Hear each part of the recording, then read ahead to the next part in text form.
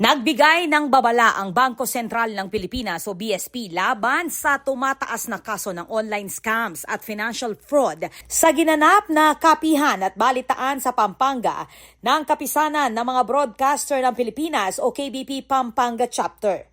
Panauhin sa media forum sina Attorney Marco C. Mendoza ng Consumer Account Protection Office at Dexter Makatangay ng Technology Risk and Innovation Supervision Department ng BSP.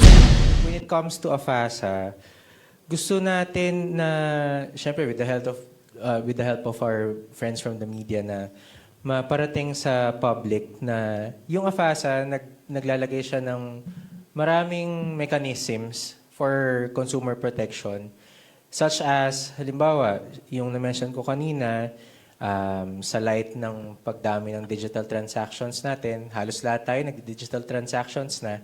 Under AFASA, yung isa, dapat maging aware tayo na meron ng mga pinagbabawal gawin, yung dahil nga kinikriminalize ng AFASA yung ibang activities such as money muling. So may mga bawal tayong gawin, especially sa pag-receive ng mga funds na alam nating galing sa mga illegal activities, ganyan. So, isa yon. We want AFASA to serve as a reminder na enjoying digital services, meron yung kaakibat na responsibility.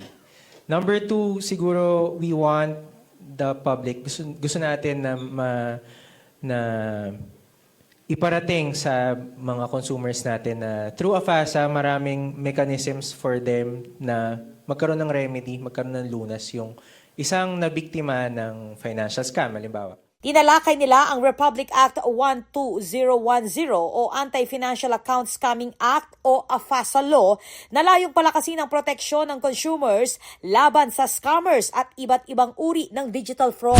Paggamit ng mobile application, dapat meron na ring awareness, yung mga regulation, hindi naman yun on a technical level, but then awareness ng mga public natin, ano ba yung hinihingi ng, ano ba yung usual, ano ba yung hindi pwedeng gawin ng bangko. Halimbawa yung mention kanina, yung pag-send ng clickable links pa lang, pinagbabawal na siya nung BSP. So pag naka-receive pa lang sila nung ganon, kahit sent pa yan ng bangko, dapat maging suspicious na sila na baka hindi ito ganito. Or kahit yung pag-contact sa customer through call, actually nung last weekend niya may tumawag din sa akin na sabi, papalitan yung cards ko ng isang bank. Tapos mawi-waive na daw yung yung annual fee for life. Tapos ayun papadala daw. Tapos yung last na statement niya sabi, pero kung may rewards ka sir, hindi siya ma-migrate.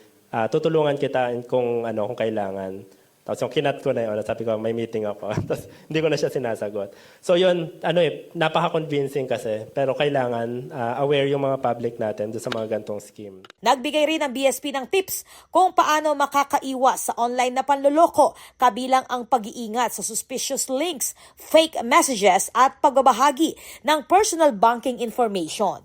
Inanunsyo rin ng BSP na simula June 30, limitado na ang paggamit ng one-time PIN o OTP sa pamamagitan ng text o SMS. Unti-unti itong papalitan ng mas secure na multi-factor authentication para sa digital at online banking transactions.